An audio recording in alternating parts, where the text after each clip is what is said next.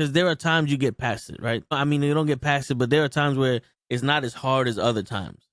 So before my uncle passed, because he also passed, shit, man, I suffered a lot of loss in my family since my mother passed, right? So my mother passed in 2011, and then right after that, my uncle passed. I think 5 or 6 years after that, and then the New Year's Eve after my uncle's passed, my grandmother passed, and then I think a couple months after that, my grandfather passed, and then my pops passed in April.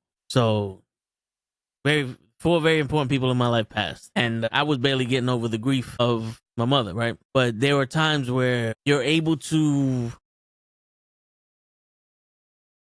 be happy, like, because that's usually what, like, when you're in grief, you don't feel like you deserve to be happy, or you're not happy, or whatever you do isn't satisfying, and it's not fulfilling. But then, my cousin had a baby, and every time I look at her, it's like brings me joy.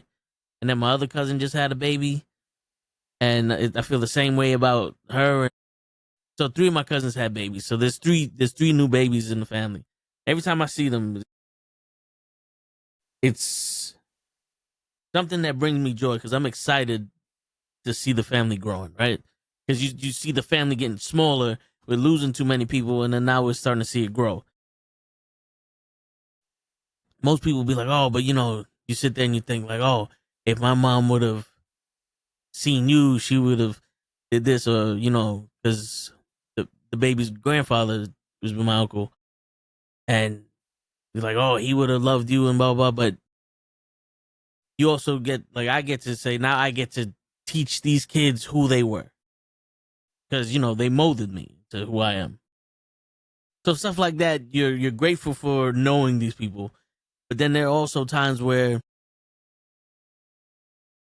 you you can't get past the fact that they're gone.